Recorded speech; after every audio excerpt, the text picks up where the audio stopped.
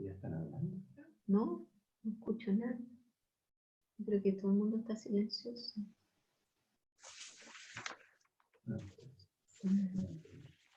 Pero te fijas que todo el mundo está con el micrófono apagado. Sí, pues lógico.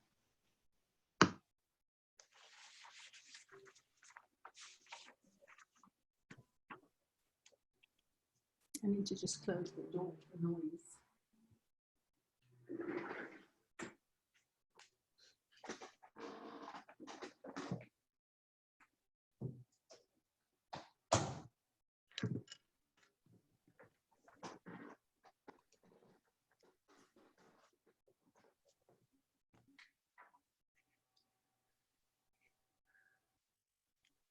Kathy, you can get started. All right.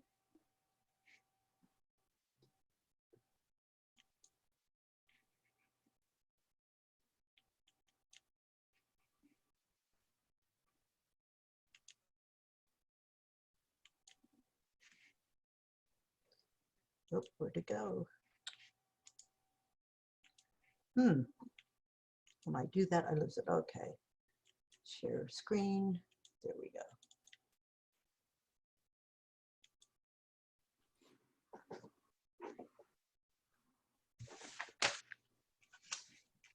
Hello to folks that are at the at the waiting room. Does that mean they have to be let in? Yes, don't worry about that. Okay. I will let them all in. Okay. So thank you so much for joining us this morning / evening, depending on where you are.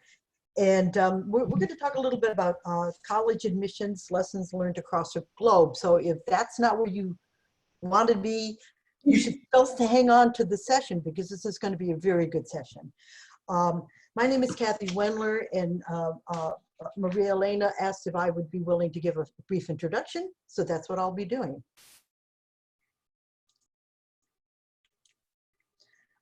Now, the idea for the session actually started more than 18 months ago, when the International Test Commission proposed a book on international college admissions, become the 4th book in their series on international testing and assessment.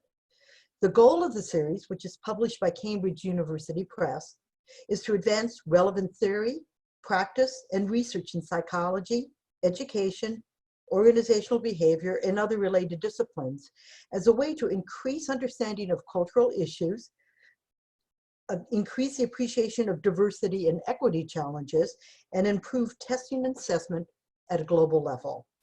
When Maria Elena Oliveira and I agreed to be editors for the book, we wanted to examine the practice of higher education admissions, and particularly issues related to access and fairness in admissions from a global perspective. And so in order to do so, we sought out and asked international experts to provide insights into these issues. The results were both illuminating and informative. The book, Higher Education Admission Practices, an International Perspective, considers challenges related to access, diversity, and equity facing college admissions across the globe. At a country level, societal values shape attitudes towards fairness and access to higher education. But in reality, opportunities for student learning at the secondary level, the number of available study places at a college, and the availability of adequate funding often drive how accessible higher education really is.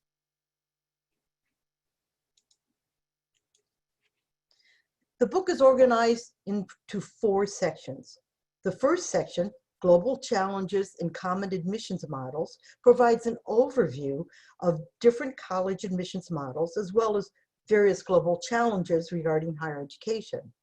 Section 2, one of my favorite sections, country-specific admissions practices, explores college admissions procedures practiced in different countries and the philosophical and historical foundations that form each country's approach to higher education.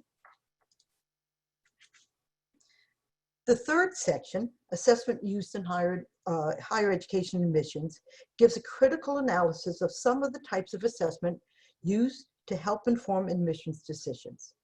The final section, Rethinking Higher Education Admissions, provides a look at new frameworks for reconceptualizing the role of higher education and alternatives to the current process and assessments used as part of admissions. Whoops. We learned so much from the experts who wrote the various chapters, we felt it was only appropriate and proper to share some of what we learned. We actually had to choose from a lot of good authors and a lot of good presenters. The presenters in this session, which are representing actually countries from 4 different continents, well, they were. Unfortunately, Rob Meyer is not going to be able to join us, and he would represent the 4th continent. But they are well known in their various disciplines, and we are pleased that they're willing to share their insights on opportunities and challenges related to the processes and criteria used in post-secondary admissions decision-making. The first presentation, an overview of higher education admissions processes, will be from Rochelle Michel. Dr. Michel is an executive director at the Educational Records Bureau in the United States. She will provide an overview of the higher education admissions process to help set the context for appropriate understanding of the complexities of higher educational, that higher education institutions face. The second, that didn't work. The second presentation on access, equity, and admissions processes in South African higher education will be given by Mazima Japie. Dr. Japie is the director of the Center for Educational Testing for Access and Placement at the University of Cape Town in South Africa.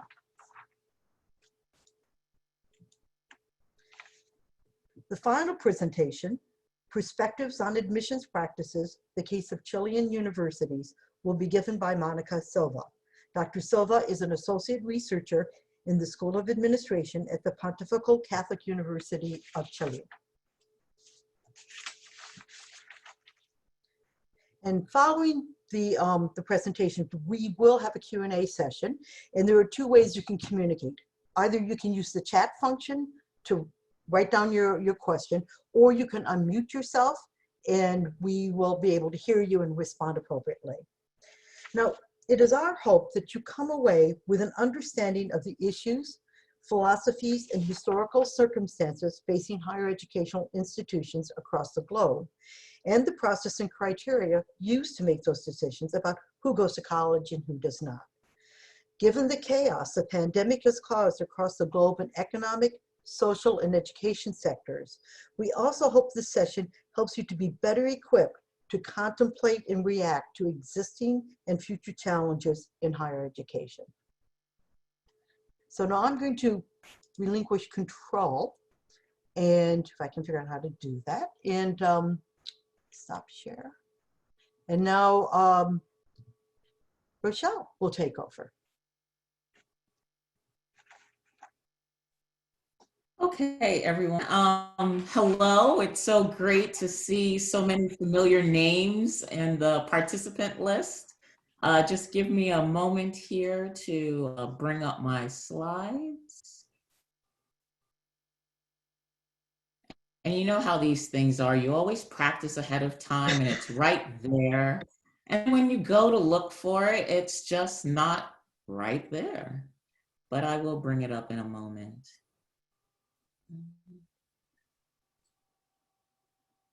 There we go.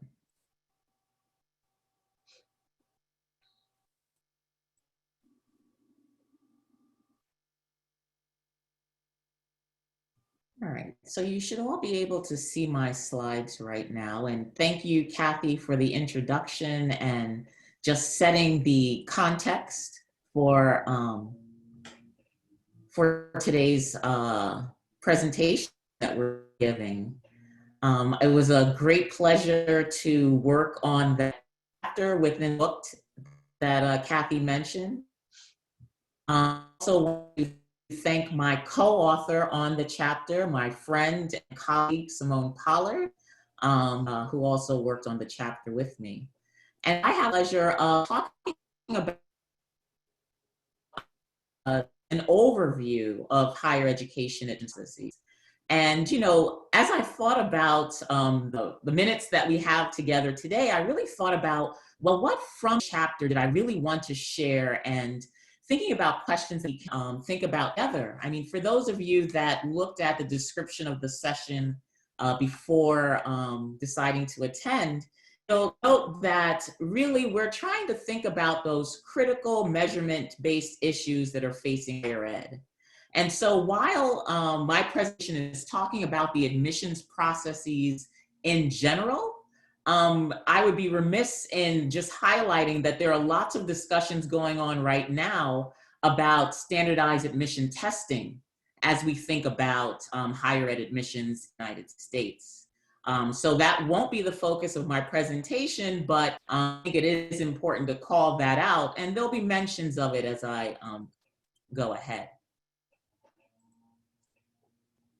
Just to frame things a little bit in terms of my discussion today, is that it's really important as we think about the admissions process that it really should reflect the mission of a particular institution or program, as well as the resources and constraints. So basically, context matters. And you'll see me come back to that theme, context matters, a couple of times throughout the presentation. So my co-author and I situated the chapter in terms of laying out two different thoughts in terms of eligibility, in terms of admission models, in terms of eligibility-based admission models and selection-based admission models. And so in terms of eligibility, just thinking of prospective students being evaluated based on some publicly available standards, criteria, and that would basically determine their eligibility. And the reality is, particularly as we think about the United States, that's most of the institutions where there's some level of criteria and a student would need to meet in order to gain entrance into the higher education institution.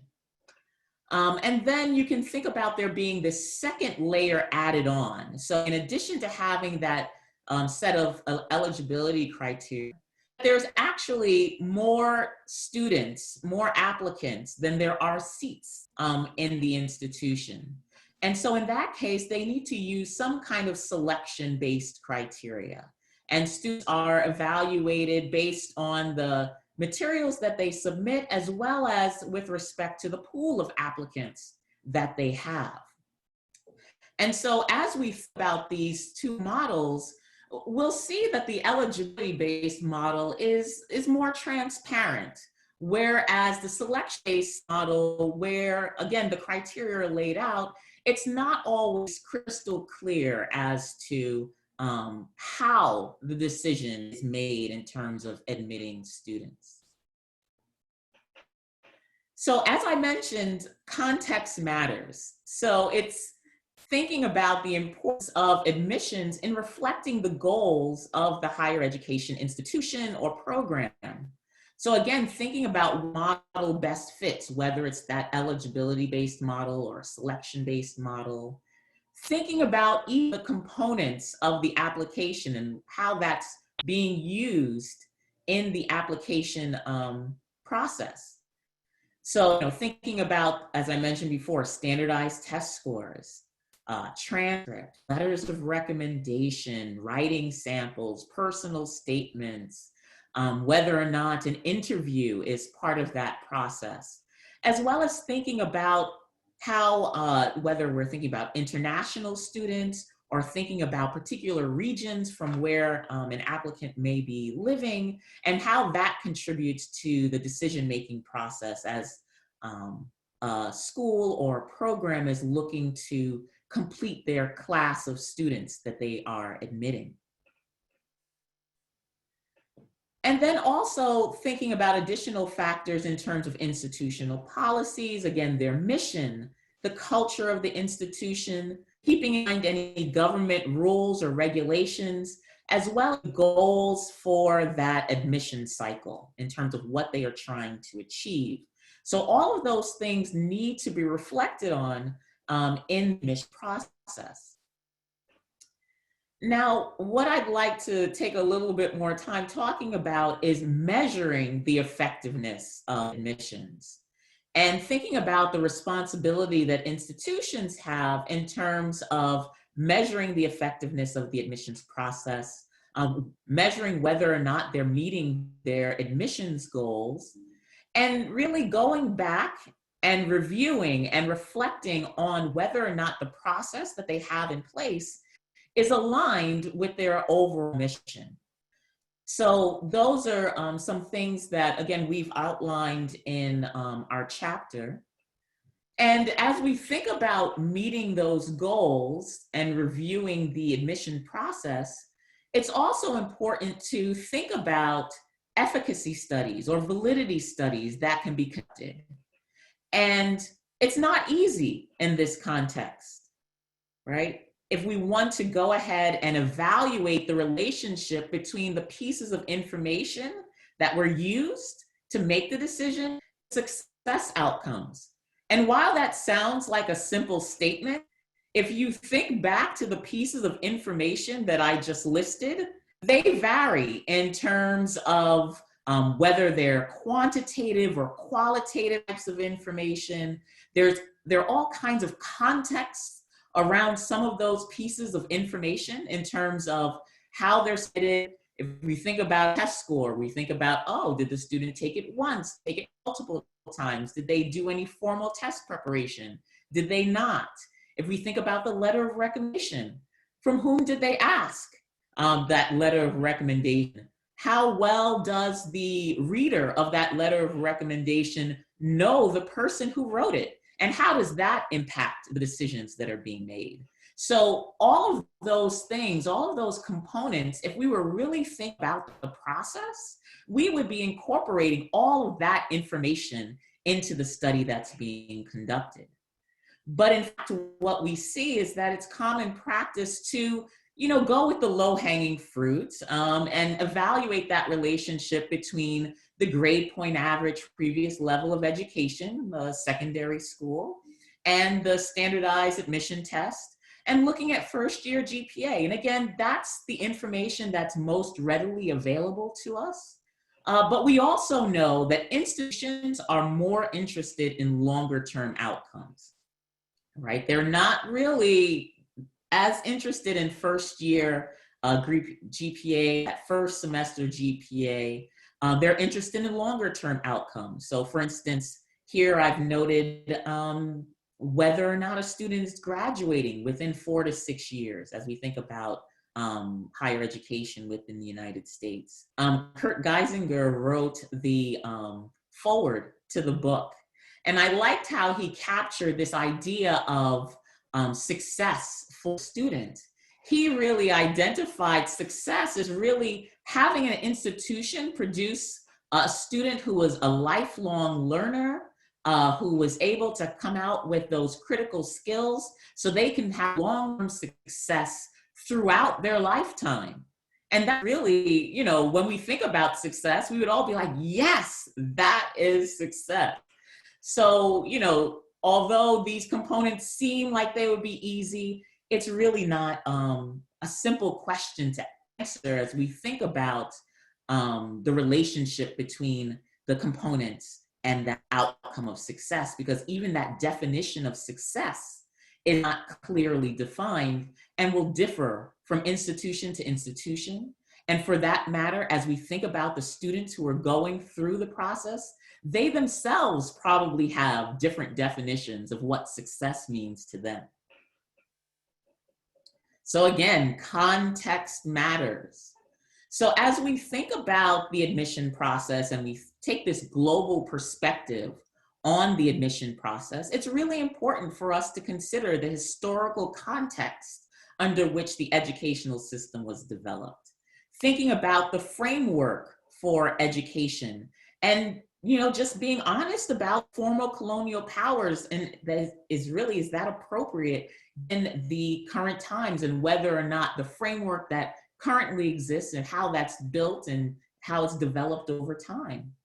And thinking about those historical systems and those accompanying practices and questioning whether or not they're actually appropriate and aligned with our current strategies, goals, priorities, and culture.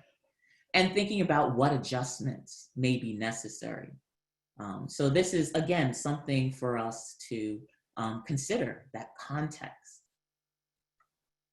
So I want to wrap us up by giving us, and I say us, myself included, with this challenge, right? So as we think about the admissions process and thinking about efficacy studies and validity studies, we know that the methodology of validity research related to higher ed has traditionally been situated in quantitative methods. We tend to think about this as a value neutral in terms of how we're conducting the analysis, and that we're using objective measures. But the reality is that there is some subjectivity in everything. Every component of the process has some level of subjectivity. Even when we think about our standardized measures, those measures are developed by people. So again, we need to keep that in mind. And so we often see that individual institutions make up their own local validity studies. But what about if we brought together educational researchers, method experts, those who were versed in both quantitative, qualitative, mixed methods, and thinking about an intentional use of mixed methods as an approach to validity studies, and thinking about the potential for scalability in that context. And we could then think about, well, what questions could we ask? What factors could we further explore to better understand the context in which higher ed applications are submitted? So thinking about it from the student perspective, because we do this all because of the students and thinking about their success and trajectory. And then thinking about the higher ed decisions that are made as a context of the processes that are in place. So that's the challenge that I've set forth for us, just setting the stage for colleagues who will talk more specifically in terms of some specific policies and practices in terms of admissions. But I am looking forward to the question and comment that will come at the end. Thank you.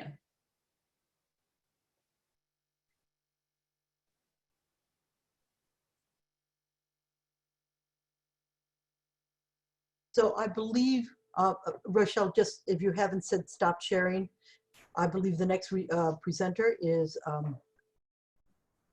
who's the next presenter?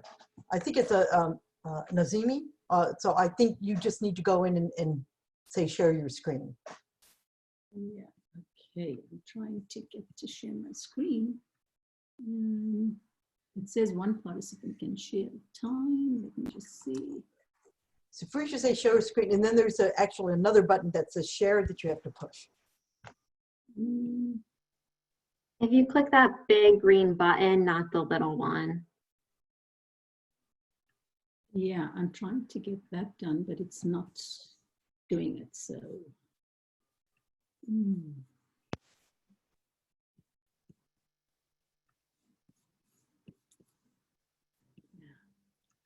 It's not allowing me to share. Do you see the share screen? If you click on like the green part of that button, Yeah. and it will pull up all your files, and then just click on if you want to share your screen, or if it's a PowerPoint, you just have to have it open on your desktop. For some reason it's not showing my screen. I'm in that, but it's not showing my screen. Sorry about this. I should have. It says desktop, but it's not showing anything. Do you have the file open? Yeah. So yeah. It doesn't want to share anything. So in the Zoom meeting, there's also a second realm where there's a blue button that says share, and you have to push that as well. So let's see. Yeah, it's asking me to open systems preferences, and it's going into all sorts of other areas. Okay. No, it's not. Unfortunately, it's not. Can I just send it to you quickly, Kathy? Maybe Yes, you go can- ahead and do that, and I'll pick it up. Yeah, in the meantime, let me just.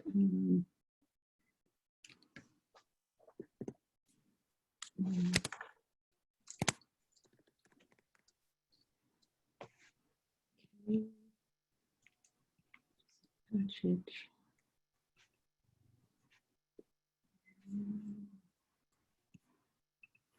It's just 3 slides because I didn't want to put too many slides, because the first slide is just showing you what chapter is about.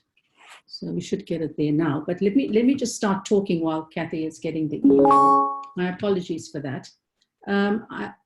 I actually based my chapter on looking at access, equity, and admissions in higher education in South Africa, simply because pre-1994, South Africa was really in an apartheid legacy. The education systems were very different.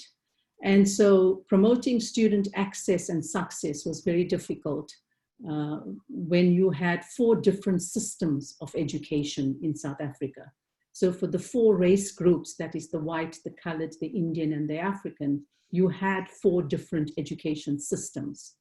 And the historical context of South Africa is really something to be noted, because so you will see the admissions practices, the way in which I outlined it in the book, is basically looking at the apartheid legacy, looking at new policies for education post-1994, and then looking at what are the requirements for higher education admissions, and also what are the critical challenges.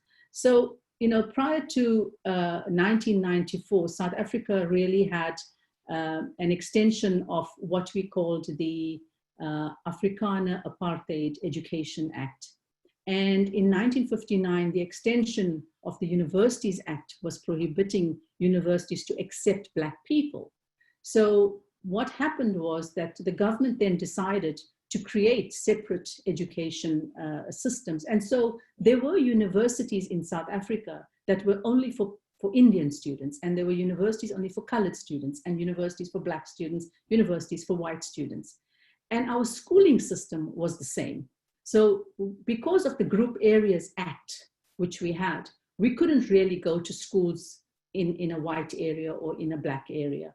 So I think that racially structured differentiation actually set us apart. And that is why the Separate Development Act within South Africa, and also the Separate Education Act, was simply made because the apartheid government did not want to develop Black people. And that was the clear indication. It was separate development because of the economy of the country. Most of the economic wealth in South Africa was in the hands of the white people. So just to fast forward, in 1994, post-apartheid, a process of restructuring of the higher education began by merging institutions and creating 23 institutions by 2005, and then a further 3 institutions, higher education institutions we had by 2009. But although South Africa has 11 official languages, so we don't just speak English. English is the language of parliament, but we do have 11 official languages in South Africa. And this also makes it very difficult in schools and in higher education, because although English is the medium of instruction in most schools and universities, in the rural areas, they teach in their mother tongue. So this became a big problem when we were developing the policies 92 to 94. And the present higher education landscape is a major advance currently to that what we had in 1994. And if we look at these policies, we could see that some of the legitimate concerns among the historically Black institutions that of policy differentiation, diversity, could not continue with the old historical patterns that we had. And so we found that even in the schools, we were having the same conversation. And so when we got to looking at how we needed to restructure the higher education system, we also had to look at the school system. Because what we were seeing was that although we were creating access into higher education, the students that were coming out of the so-called rural Black schools were actually not doing that well. And so there was also a scope for us to look at how we can get to the first part of what we call massification. So we decided to massify the access of students from schools into higher education. But at that time, it was also very difficult because we had schools that were not teaching in English. And how do we get students who cannot speak English to get into the university? So we have two departments of education. We have a National Department of Education that deals with higher education, that is post-school education, and we have a Department of Basic Education that deals with primary school and high school. So the way in which students access university is they would get into school, and when they get to grade 12, they would write what is called a national exam. So in South Africa, all students who are in grade 12 write a national exam at the end of the year. And the policies that were created around that was to ensure that all students had similar syllabus and curriculum so that they could write the test, and so that it wasn't disadvantaging any particular school or student. And so we found ourselves actually transitioning to a sort of fair and equal admission system into higher education. We also developed what is called the Higher Education Act of 1997, and it was very clear that the preamble to the act was around establishing a single coordinated higher education system, which promotes cooperative governance and also provides for program-based higher education. And a lot of these redressing the past, looking at restructuring, transformation issues, promoting values which underlie an open and democratic society based on human dignity, equality, and freedom. And also, we had to respect and encourage academic freedom and freedom of speech. So there was a lot of things to take in when we decided to move into a new education system post-1994. Now, all of that actually meant that there were changes that needed to be made to the basic education department as well as the higher education department. For the higher education department, we had to create what we called a council on higher education. And the council is one that advises the minister on any aspect of higher education on its own initiatives, and has to make sure that they promote quality assurance.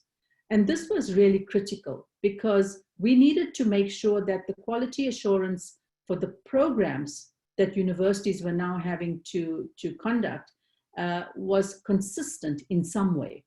And also we had to get the council to publish information regarding the developments that were happening in higher education for the promotion of access of students in higher education. So the Council on Higher Education had many functions that actually kind of looked at what is it that higher education was doing, how it was developing, and it was advising the Minister of Higher Education. On the other hand, we had the Basic Education Department working, of course, in collaboration with higher education. And just to go one step back, universities are autonomous in the sense that even though the National Education Department sets out some basic rules, in South Africa, each university has the authority to decide how and who they're going to admit based on the policies and the published criteria, which must be available to everyone. And in order to be admitted, a student must be eligible. That is, the student has to meet particular requirements to be considered for admissions into university. So in addition, students have to undergo rigorous interviews. They have to produce portfolios in some cases. They've got to pass a standardized assessments at proficiency level, and so on. So we look at, first of all, what is called the National Senior Certificate. We have students in grade 12 who, as I said, all of them write the National Senior Certificate. And in South Africa, it's called the matriculation exam. And we refer to this as our final schooling exam. It's a school leaving exam. And the school leaving exam is administered by the government. And also for entrance into university, a student has to obtain a certain percentage, and which we call, in other words, a bachelor's pass. So officially, we find that a qualification which is a bachelor's pass will allow you to get into university, whereas if you did not get a bachelor's pass, you could not go to university. And bachelor's pass was mainly for students who did maths and science, and that would give them a point system. So it worked on a point system where a learner's performance is reported according to a level system, which explains what percentage marks they get in their exams. So we found that in this case, we had one problem, and that was that in the schools, many of the students were not taught maths and they were not taught science, simply because there were no teachers to teach this. So the STEM subjects, there were very few students coming out into university initially. But what we found that by encouraging this and making sure we trained our teachers to teach maths, we started enrolling more students in the STEM areas. And this was an achievement for some of the universities who were offering, for example, the health sciences. So medicine was one of the areas we ensured that we got students to go into classes that were maths and science, and so that they could come into medicine. Because at the university level, we only have 8 medical schools in South Africa. And the 8 medical schools have only places for about 200 students to 300 students in their first year. So we don't have that much resources for students to actually do these things. And so the minimum requirements, even through what we had one of the policies called the Program of Transformation in South Africa. It was a white paper in education. And that proposal for the transformation encouraged schools to teach science and mathematics. And so in order for us to ensure that we start getting students to do these subjects and come into schools, in 2018, the minister actually then reduced the minimum marks that students required, especially in the language areas, because we found language was also a huge barrier for students coming into university. We then decided in 2008 that when the new matriculation exam came into place, we decided that there should be another entrance test, which is called the National Benchmark Test. The National Benchmark Test then was given as an assessment to students, and if they had proficiency levels which were in the say upper 70s to 80s and 90s, they would then be admitted into the subjects, the programs that required maths and science. If students did not do well in the national benchmark test, they would then be put into extended curriculum programs. So for example, just to take an example, a student wants to do engineering, but a student does not perform very well in the national benchmark tests, nor does the student perform very well in the National Senior Certificate, but we need to give that student a chance to get into university. So what we do is we put that student into an extended program. This is like a bridging program, and the student will take actually an extra year. But what we found is, and it's a challenge at the moment, is that a lot of students are not getting through. So the access issue now in South Africa is not that much of an issue because students are getting access to university. What we're finding is that these students are not getting through university. So the issue around success is becoming more and more of a problem. And we are finding that students who should be taking 3 years or 4 years for a program, they are now taking 6 years for a program. And this is one of the, maybe if you want to go to the next slide, Kathy, this is one of the problems that we are having. Firstly, our admissions policies within the higher education sector in South Africa is not consistent. We have different institutions with different admissions policies. And so our students, when they choose to go to university, they have to decide which one is better for them so that they kind of can get in. And so places like the University of Cape Town, where I am, has very high requirements. But if you take the universities of technologies, they have much lower requirements. So sometimes students feel that, you know, I'm going to actually go somewhere where I can just manage and just get through and get a degree, you know, and go and work. And I think, you know, you spoke about success and what Kurt spoke about, the lifelong learning and the critical skills. Sometimes when I talk to the students, they really, when you talk to them about critical skills, they say to you, but you know, I just want to work. I want to support my family. I need to get money for my family. And this is the thing we hear over and over again. Even when students are getting financial aid, some of that financial aid is actually going to support their families. And we're finding that this is a serious problem in the higher education sector. Also, the admissions is also constrained by the schooling system, which hasn't changed that much in all these years. In the last 2 decades, we find we are still facing problems and challenges in the schooling system. With the result, when the student gets into higher education, we are having to do all the support and the extra work and that we need to provide for these students. So one of the challenges now facing higher education is the completion rate. Higher education is finding that the completion rate is not what it's supposed to be. And so we are really having to put a lot of resources in place to try and ensure that students try and get through within the period that they're supposed to.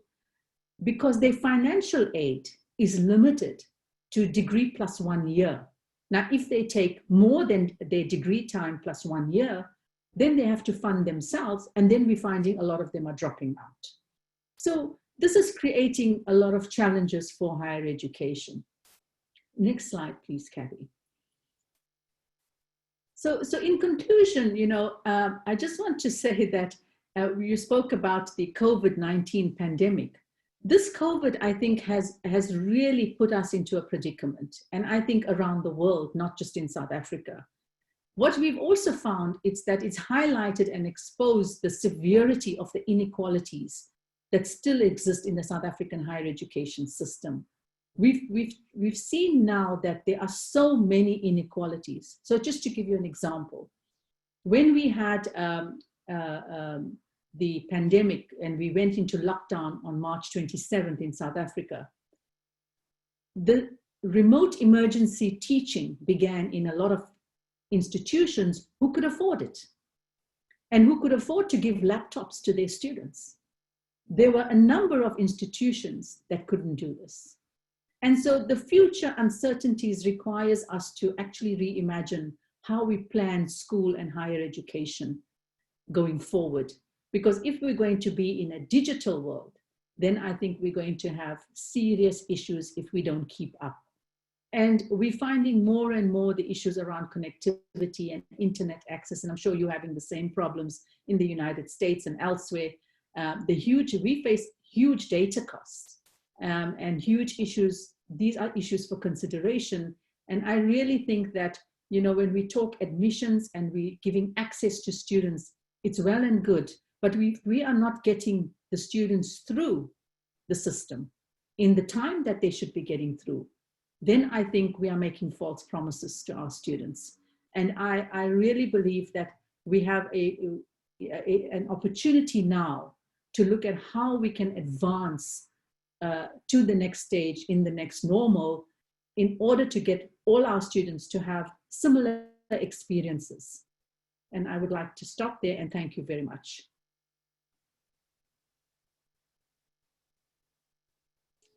All right, Monica, you are up. I'm up. Yeah, All right. thanks, Kathy, and thanks, Maria Elena, for the invitation. We are really happy to share with you the case of Chilean universities. And let's see if I can. That's it, yeah. Well, here we are. I wish to say before we start that Chile right now has a troubled admission system, if one could say. The system is changing at present, but for some the change is too little and comes too late. Presentation? Sorry, we're having a bit of trouble. Upload. Do you see this? You can see the. Yeah, we can see it. You should probably go to the top and start the slideshow. The Yeah, the slideshow, play. yeah. Yeah. We're screen sharing right now, right? You are, yeah. And where's the screen show here?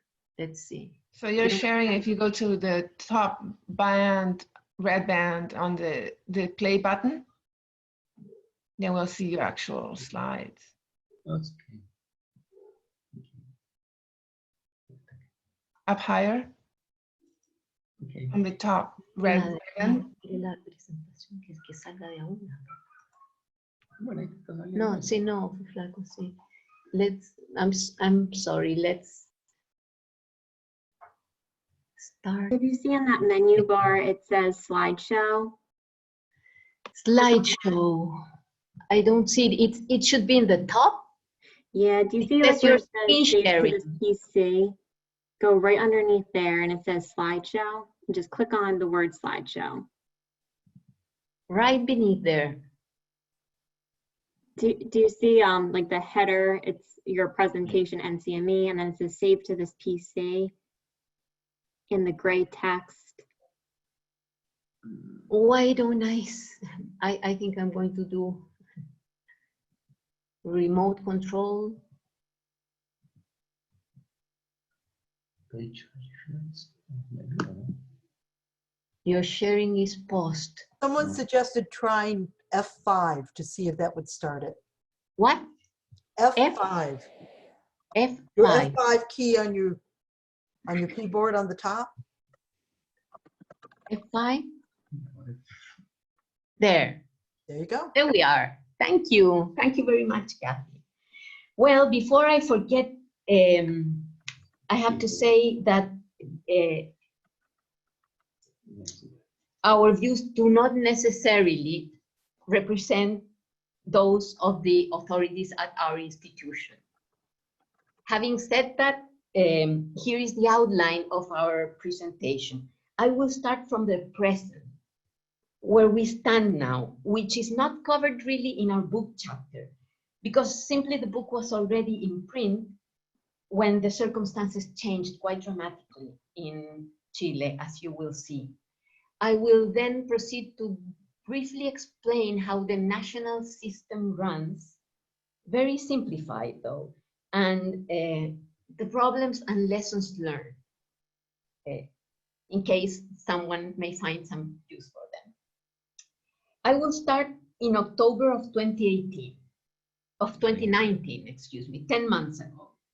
In October of 2019, in a climate of very violent protests against the government and massive social demands for a new constitution, a radical student movement threatened to sabotage the application of the annual admission test battery that is used for selection to university programs in Chile.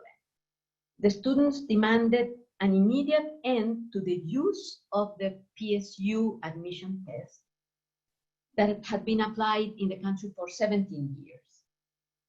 They considered the test to be unfair and biased in favor of the wealthy. So the students went ahead with their threat. And in January of 2020, they were successful, relatively successful, I should say, in disrupting the annual admission application process in Chile. What they did was they blocked the access to testing sites to prevent students from taking the test. And they occupied the classrooms where the tests were to be administered and destroyed exam booklets and answer sheets to prevent students from taking it. The testing agency had to rerun the language, math, and science sections of the PSU test 3 times for thousands of students. It was major chaos. And the history and social science section of the PSU test had to be canceled after someone leaked the question booklet, you know, in the social media. The disruption of the PSU divided the country. Even the critics of the PSU, adamant critics of the PSU, considered that the students had gone too far and that the disruption of the process amounted to using force and violence to undermine other students' right to take the test and pursue higher education. The students that led the disruption were barred from the retaking of the PSU, which left them out of the selection process. It was a very unfortunate incident, really. And approximately after 2 months after this really violent and reprehensible form of protest, the ministry and the rectors, who are the authorities in charge of the tests in Chile, announced changes to the PSU. But for many students, the changes to the PSU, for many of these radical students, the changes they announced to the PSU amounted to too little and too late. And even after the announcement by the rectors and ministry officials about changes to the tests, student leaders have continued to insist on an immediate end to the PSU and universal access to university education. So this is these are some of the, you know, things that they say, ciao PSU students, which means bye PSU, and there they express all their misgivings about the test. What can I say? I briefly will address the context, because to understand the present, one has to look at the past. This, you know, violence did not come out of the blue. There's a story behind it. And very briefly, I want to let you know the main points. Let me talk briefly first about our admission tests.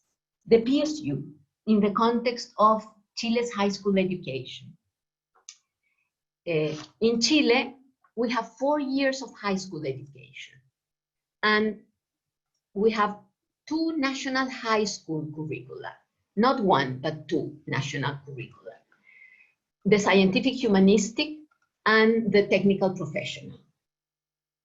The PSU, the problem with the PSU is that it was tailored to address only the scientific humanistic curriculum. So what is the PSU? It is a standardized achievement test. It's a battery of tests, really, but based on the extensive contents of the Chilean scientific humanistic curriculum. And of course, students attending TP schools were disadvantaged, inevitably, right? There is, and of course, you know, why were they disadvantaged? Simply because of what everybody knows, you know, if they don't have the opportunity to learn what is examined in the test is not fair, simply stated. Should we be concerned about TP test takers? Probably we should be concerned. I mean, not probably, we should be concerned, and we should care, because they come from lower socio-economic households, lower income households, and most of them, approximately 90% of TP students, wish to pursue tertiary education. And rightly so, because in Chile, access to university education is strongly associated to social mobility. And in numbers, 26% of the students, of test takers last year were TP graduates. 26% in numbers represents approximately 65,000 students. So 65,000 TP students took the tests for the 2020 admission year in disadvantage, as they did, you know, for 17 years. Well, the PSU has to be understood in terms of the university admission system in Chile. The PSU is a pretty important test, because in Chile we have a centralized admission system, a nationwide centralized admission system. So we don't have the problem, you know, of students having to take a lot of different tests if they want to apply to different universities. We don't have that problem. We have a nationwide centralized admission system that takes care of developing and scoring the tests. And they also handle the application process and applicant selection for over 40 universities, private and public universities in the country, almost, you know, all the most important universities in the country. And university admission is based solely, only, on test scores and high school performance, grades, and a measure of class rank. So for us, there are no interviews, no essays, no recommendation letters, as Rochelle was mentioning in her presentation.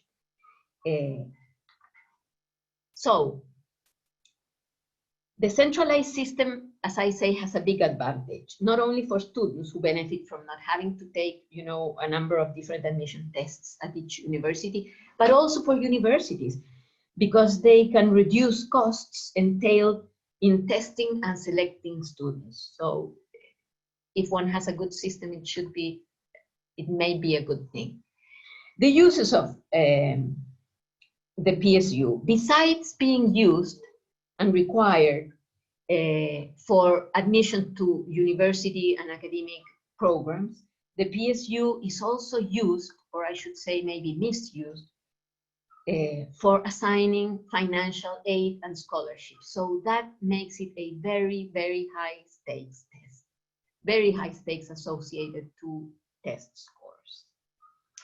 Let me briefly explain how the system, the admission system runs, and the key actors in the admission system.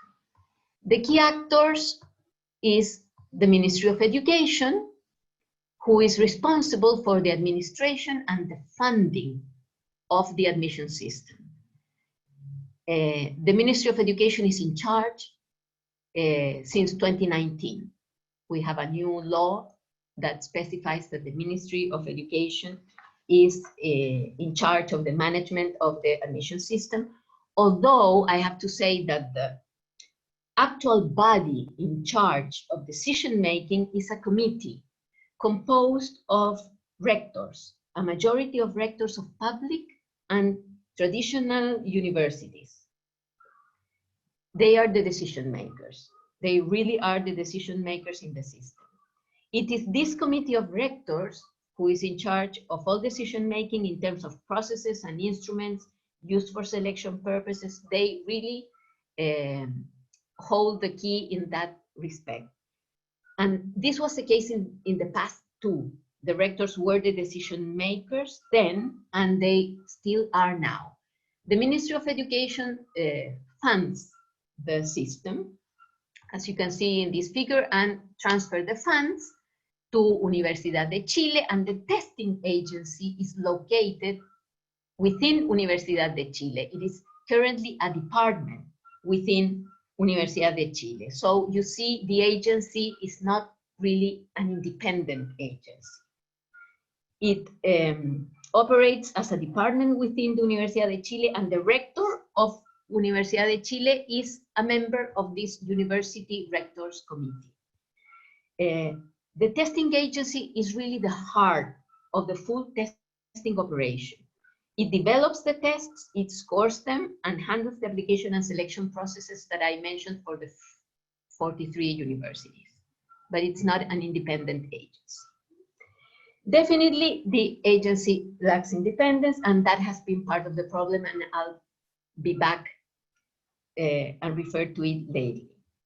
The PSU tests were questioned since they were first developed. I will briefly comment on evaluations of the PSU that took place very shortly after it was implemented in the country. In the past, there were 7 official evaluations of the PSU, national evaluations published by the rectors who controlled the PSU. These 7 official PSU reports, you can see them here, were problematic. First, these official studies were overly optimistic reports, totally overly optimistic. And one reads them, and apparently they were aimed to construct a positive image of the PSU. Their authors claimed that the PSU functioned impeccably in terms of predictive capacity and fairness. The reports omitted analysis for the TP group, systematically omitted. In none of those reports you will find any data or statistics for the performance of TP groups. And the databases were not made available to independent researchers. Luckily, we also had 2 international evaluations of the PSU admission tests in the past.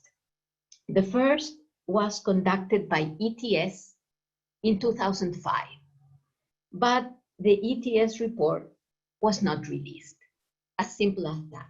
It was not released, and it was made public several years later, 7 years later, finally released in 2012, after transparency laws were passed in Chile. The second international evaluation came years after unrelenting pressure by student groups and NGOs for a new evaluation. It was conducted by Pearson Evaluation in 2012, and it was made public in 2013, 6 years ago, 7 years ago, really. Well, the Pearson final report of the PSU contained 124 recommendations for improvements.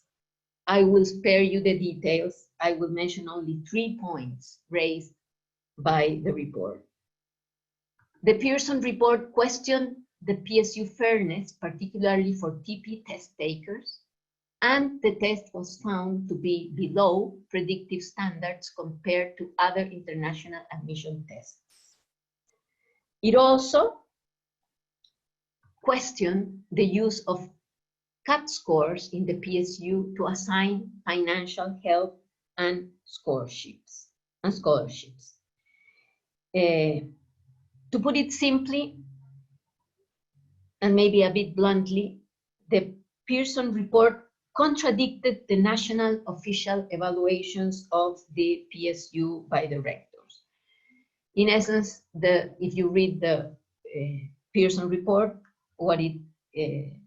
it's clear that the test is inadequate for the TP students, and not only for TP students, but other groups.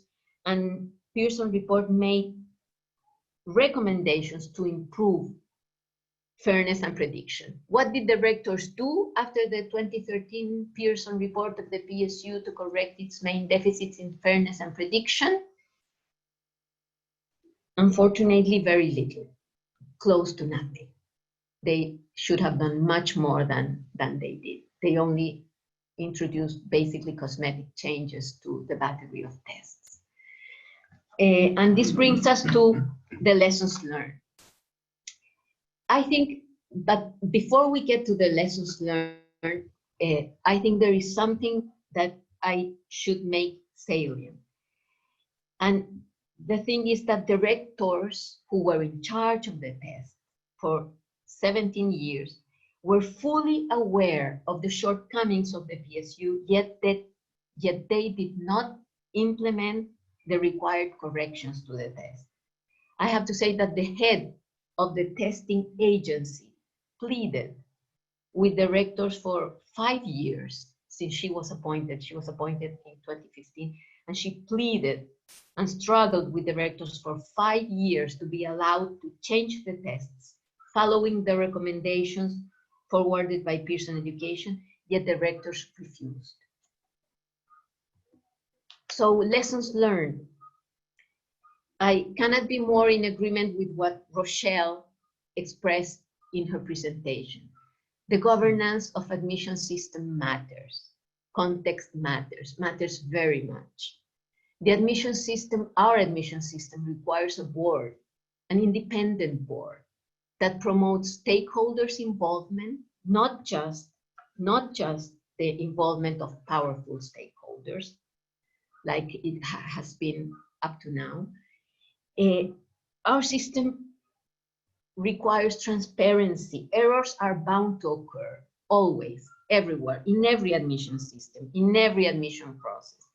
And those in charge have a moral duty to acknowledge them and correct them, or at least take measures to mitigate them. Neither tests nor admission systems should be written in stone.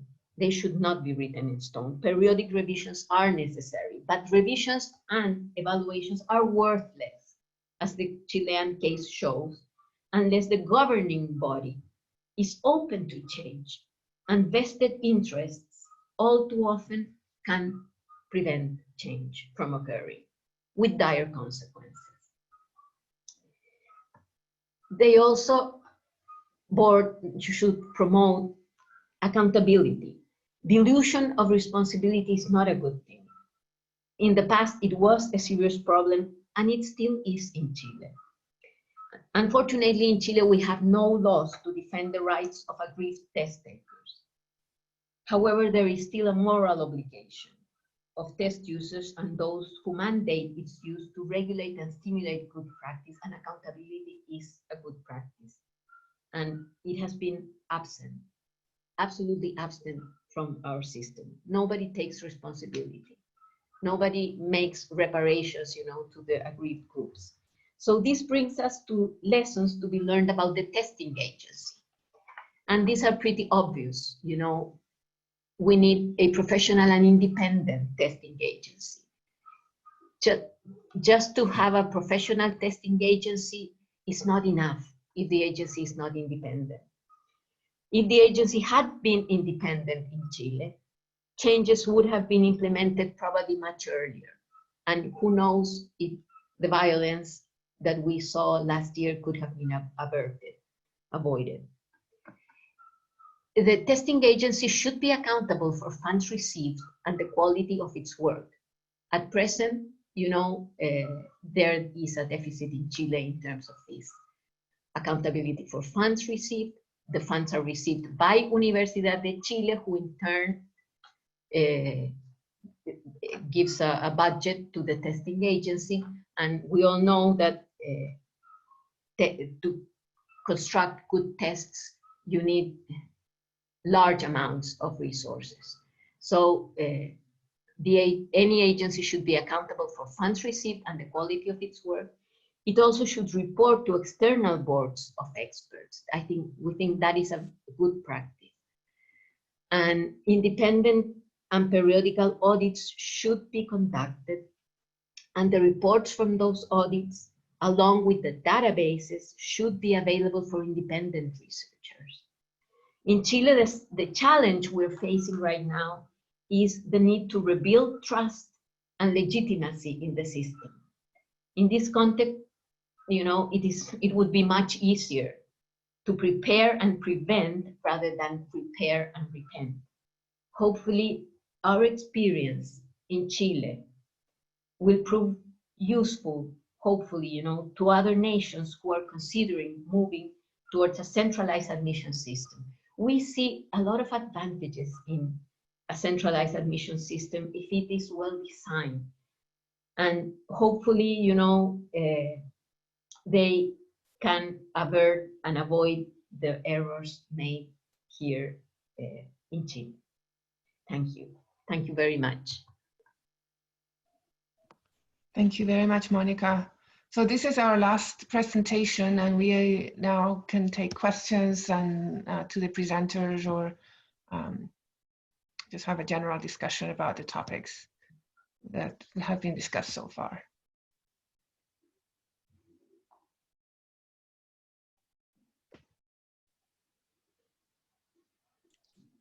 And as a reminder, you can either unmute your microphone if you want to ask the question directly, or you can send it through chat and we'll be able to pick it up. And while we're waiting, while people are typing, I'm sure, I just want to point out, because I see Jinhua Liu is one of the people attending this, that in the most recent news letter from NCME, she addresses some of the issues related to admissions without the use of any kind of assessments, and you might want to go and review that. I think it's one of the challenges we'll be facing regarding higher ed, but I think the presenters, by the way, you were all tremendous, pointed out a number of the challenges that will be happening. So on top of all the challenges that we've always had, now we've got a whole nother layer of things. And as pointed out by Nazima, it was really some of the artifacts or the results of the pandemic is really showing some of the social problems we have within each country in terms of making sure we have equal access and equal opportunity for all students. Thank you, Kathy. This is Jinhua.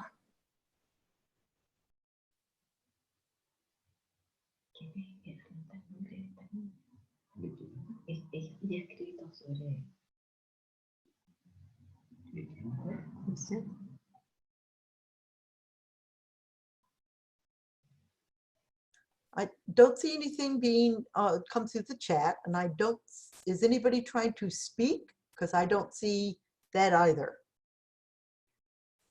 Apparently, Rebecca Swick, I saw a message saying that her mic was not working.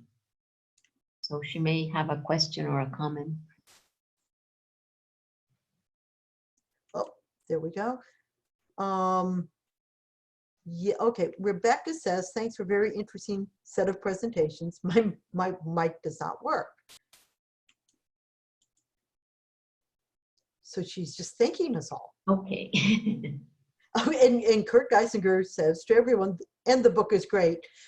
As a couple of presenters mentioned, Kurt actually agreed to write the introduction to the book. And my favorite, I think, line of the book was when he agreed to do it. He didn't expect the book would be quite as long as it was. And he did a tremendous introduction. So I would hope that, I mean, I don't want to say you should all go out and buy the book, but if you want to, it's fine. But I really do think that the sampling we have of the presenters here it's really just a tiny little bit of what you can learn from these books, from the different authors. It was probably the most exciting thing I've worked on in my career. And I'm glad I got to do it with Melina, because it was great working together, but the authors themselves were so inspiring that if you think you know college admissions, you don't. Go read the book, or at least read part of it.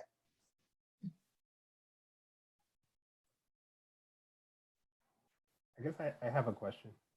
Okay, please. So, looking at the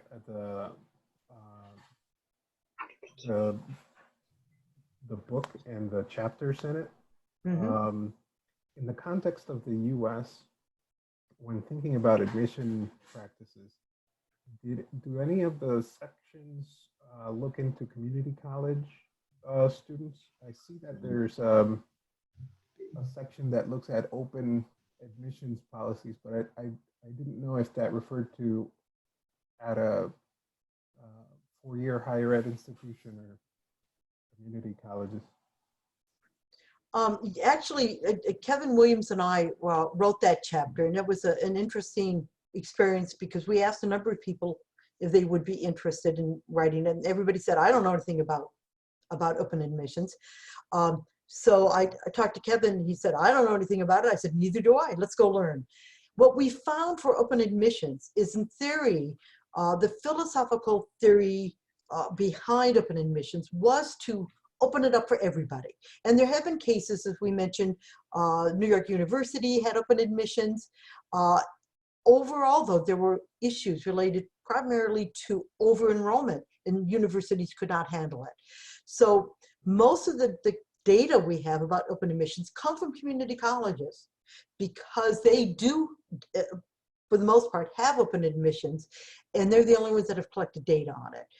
Most of the four-year colleges have backed away from that, again, for particular reasons, mostly related to capacity. So that's the most we talk about in terms of community college. Anybody else? You know, I'll just add a point related to community colleges. You know, as we think about the admissions process, even though it's an open admissions process, you know, placement exams do play a part in that process early on in a student's life cycle as a college student. And we know overwhelmingly the impact that placement can have in terms of, you know, again, I'll refer to something that Kurt also mentioned in the introduction is, you know, and also was mentioned in the panel today, is thinking about student success, because sometimes due to how they place on the exam, they're placing into courses for which not receiving credit, for which they can't use financial aid. I mean, it just has all these long-term impacts, which oftentimes leads to them not actually completing. They have a number of these remedial or non-credit courses in which they need to fulfill before they can get to the credit-bearing courses for their actual degree. So, you know, it's not necessarily part of the admissions process, but it is so early on that it might as well be, because they're required to do it before they can progress. And, you know, there has been a lot of developments and improvements in terms of thinking about the implications, but it still is a prevalent issue in terms of thinking about the community college population. And I do want to add that that particular chapter deals with the U.S. context. There are countries that have an open admission policy, and it's a very different operating system. So individual students, if you go through the secondary coursework, if you pass the test and you score well, you're automatically admitted. And that's why I wish that Rob Meyer could have joined us, because the Netherlands is one of the places where they have an open policy, and they're beginning again to struggle with it because there are so many students that now are eligible to come into the universities that they don't have enough places for them. So you know, if you're looking at open admissions, you need to also look at some of the other countries that have a different kind of approach to open admissions.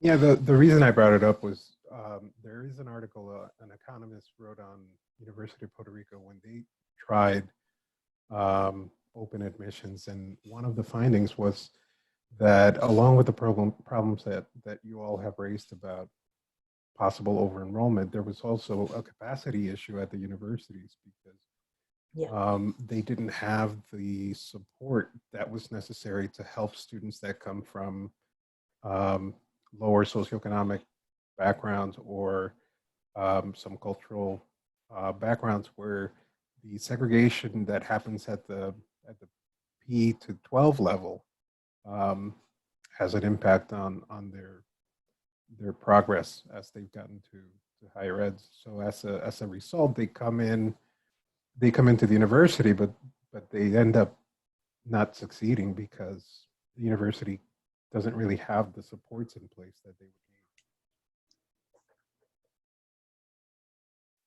All right, and along that, you actually did point out the second problem in terms of why a university like New York University stopped the open admissions.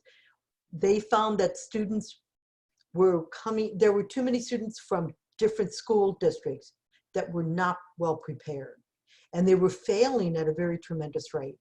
And they did not have the resources to be able to help support those students. Some of the presenters talked about that as well. It's not just a matter of getting students into college.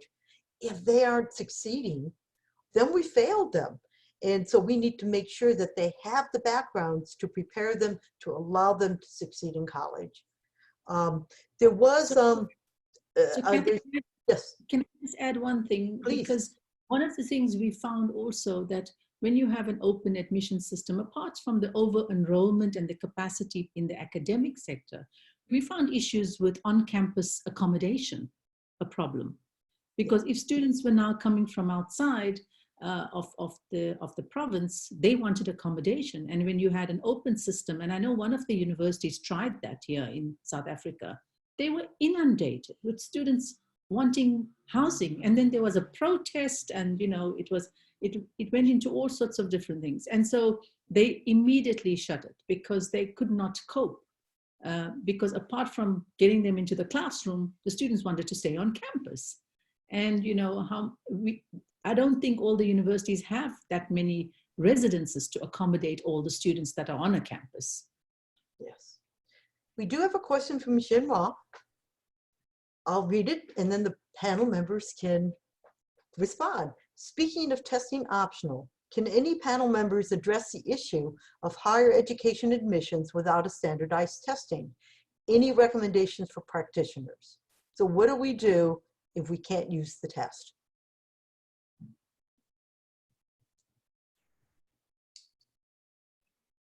So I'll jump in first and then let others contribute. So I'll tell you what I've heard from my experience of what actual people who have to make admissions decisions have done. And put the test optional aside because I haven't read the piece that you've written, Jinghua, but looking forward to reading that in terms of the test optional, because I think that's even more complicated when you have test optional than when you just don't have it, because at least everyone is submitting common pieces of information. But the challenge becomes depending upon the size, right? So if you're talking about a manageable group applications where all of the pieces of materials can be read and they have committees that can come together and make decisions, then that's one case. And then you have the other case where, the number of applicants that a college or a university will receive is far exceeding the number that can actually be read by the individuals who are responsible for making the decision.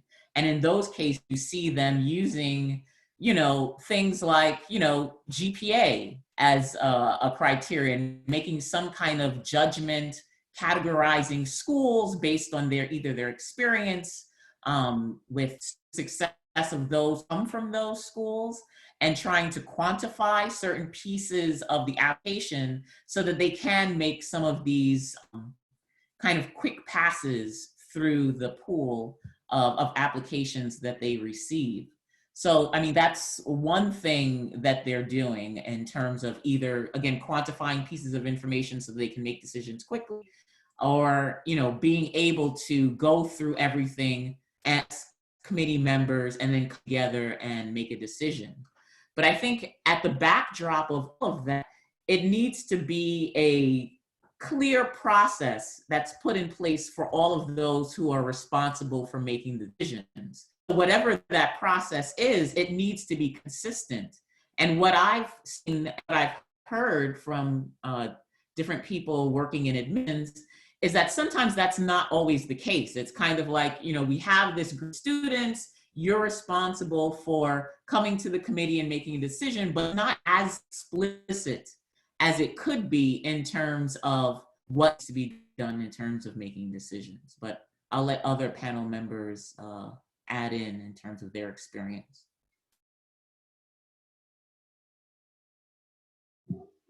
I was thinking as I was listening to Rochelle that probably test optional will be a necessity in terms of COVID, you know, in terms of the pandemic right now. I heard that many universities in the States were going test optional. There are maybe, you know, countries that one can look at, like Sweden, where tests are not required. Students can either apply and be admitted at university based on their high school record, or for those who work, for example, and come from the labor force, they have the tests. I believe that in that sense, test optional may be better than no test at all. For example, for those students who were not able to show their true capacities, their true potential in high school, test optional gives them a chance, you know, to prepare and take a test and show, you know, their capabilities. So in that sense, I value tests. I think, you know, that not necessarily, I mean, and I think, you know, probably one should look at what Rochelle mentioned in her presentation at first, at the context, because I don't think here, you know, recommendations will fit every context, every situation. In Chile, I think it would be a disaster not to have some sort of test, because we would have great inflation. We do have it right now. There would be enormous pressure upon teachers to give students good grades, and a lot of problems. So I think, you know, that we should try to maintain tests, improve them, because they are useful. The problem is when they are misused. And probably, you know, with the pandemic, the COVID worldwide, it may give us, you know, some clues if we study the different contexts as how to improve our admission mechanisms. Because for some tests, for some countries, for some nations, for some institutions, tests may be much more critical and important than in other settings.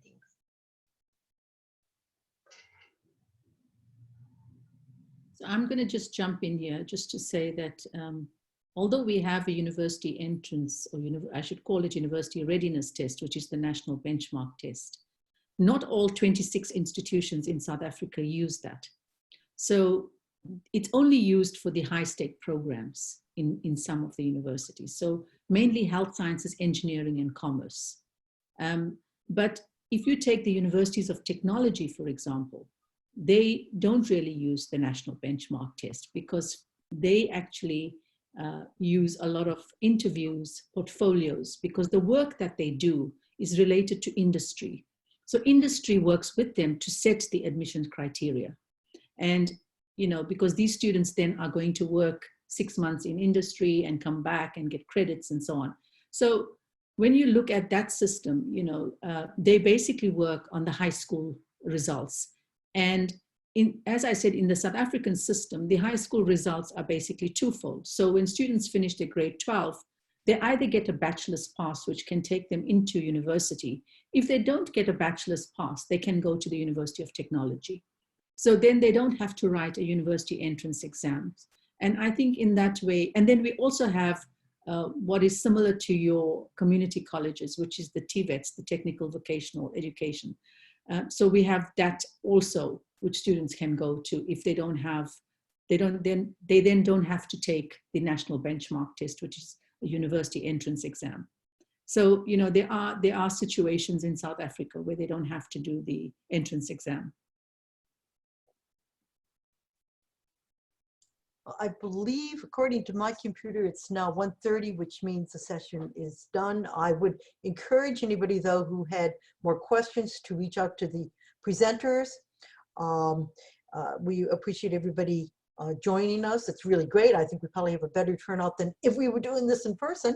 My understanding is everybody who's attended will get a questionnaire to fill out that will come from the NCME folks. And I believe that's it. So thank you all. Thank you to everybody, and thank you for the presenters. Thank you, Thank Kathy. you. Bye.